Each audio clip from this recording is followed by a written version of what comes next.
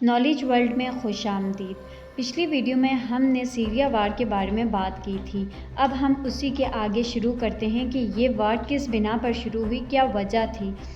اب سیریا کے اندر بھی لوگ ڈکٹیٹرشپ سے پریشان پہلے ہی سے تھے اور دوسرا غریبی بھی بہت بڑھتی جا رہی تھی۔ تو بشر الاسد جو کہ پریزیڈنٹ تھے سیریا کے، بشر الاسد کو بھی اس بات کا ڈر تھا کہ یہ جو دوسرے ملکوں میں سچویشن چل رہی ہے یہ کہیں سیریا کے اندر شروع نہ ہو جائے۔ تو بشر الاسد نے اسے حل کرنے کے لیے اپنی ساری سیکیورٹی کو پہلے سے ہی الرٹ کر دیا تھا کہ چھوٹی سے چھوٹی چیز بھی ہو اس کو اگنور نہیں کرنا ہے، اور یہ جو پروٹیسٹ آس پاس کے ملکوں میں چل رہے ہیں یہ سیریا میں شروع نہیں ہونے چاہیے۔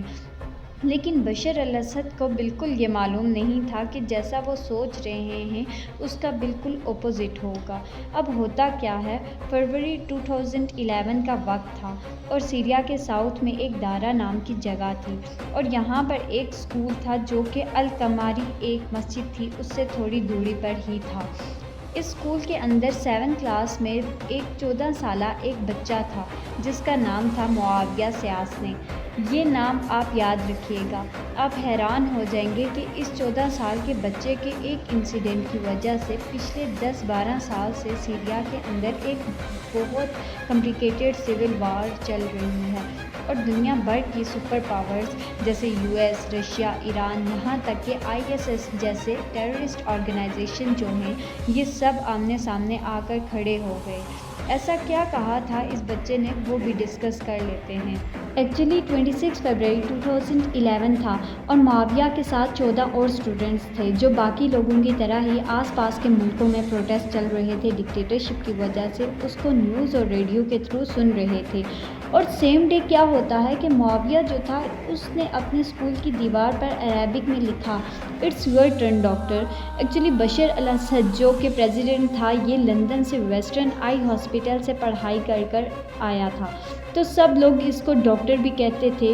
اب معاویہ نے یہ چیز لکھ تو دی تھی دیوار کے اوپر، لیکن اس کو بالکل بھی آئیڈیا نہیں تھا کہ اس ایک غلطی سے کیا ہونے والا ہے آگے۔ تو سیم ڈے یہ لکھنے کے بعد شام کو جب معاویہ اپنے گھر پہنچتا ہے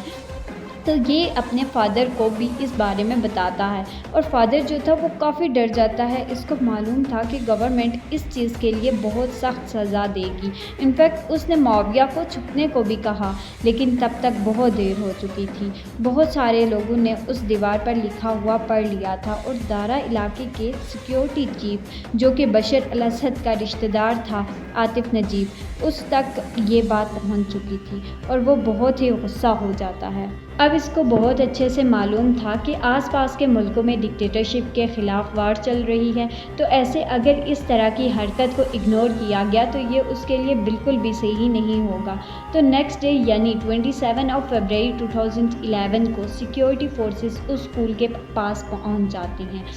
اور پتہ کرنا شروع کرتی ہیں کہ کس نے یہ سب لکھا ہے، لیکن کوئی بھی یہ بتاتا نہیں ہے کہ کس نے یہ سب لکھا ہے۔ اب جب یہ تھک ہار جاتے ہیں تو ٹوٹل 15 بچے تھے جن پر ان کو شک تھا، تو ان کو قریب 4 بجے اٹھا کر لے جاتے ہیں، جس میں معاویہ بھی تھا، اور ان کو اٹھا لے جانے کے بعد جو سیکیورٹی فورسز تھی سیریا کی وہ ان بچوں کو بہت ٹارچر کرتی ہیں، ان کو مرغا بنا کر لٹکا دیتے ہیں، ناخن کھینچتے ہیں، پانی ڈال کر کرنٹ لگاتے ہیں۔ اب ادھر تو انہوں نے یہ سب شروع کر دیا تھا، اور دوسری طرف معاویہ اور باقی بچوں کے جو پیرنٹس تھے وہ 2-3 دفعہ پولیس کے پاس پہنچ چکے تھے تاکہ ان کے بچوں کو چھوڑ دیا جائے، لیکن جو فورسز تھی وہ انہیں چھوڑنا تو بہت دور کی بات ہے، ان سے کہتی کہ آپ اپنے بچوں کو بھول جاؤ، اور کچھ بیہودہ بات بھی کی، جس لائن کو سن کر وہاں کے لوگ پروٹیسٹ شروع کرتے ہیں کہ ان کے ساتھ برا ہو رہا ہے اور ان کے بچوں کو چھوڑ دیا جائے۔ اور یہ جو پروٹیسٹ تھے یہ پروٹیسٹ پیسفل تھے، کیونکہ وہاں پر اگر کوئی زیادہ لوگ مل کر نقصان کر کے پروٹیسٹ کرتے تھے تو گورنمنٹ اس کو چھوڑتی نہیں ہے، تو بہت ہی پروٹیسٹ پیسفل کر رہے تھے اور بچوں کو چھوڑنے کی ڈیمانڈ کر رہے تھے۔ لیکن اس کے بعد جو پولیس فورسز تھی وہ ایک مثال قائم کرنا چاہتی تھی، تو ان بچوں کو چھوڑتی نہیں تھی، الٹا جو یہ پروٹیسٹ کر رہے تھے ان میں سے بھی کئی لوگوں کو اٹھا کر جیل میں ڈال دیتی تھی۔ اب دارا کے اندر جو پروٹیسٹ وغیرہ چل رہے تھے اور بچوں کے ساتھ جو ہو رہا تھا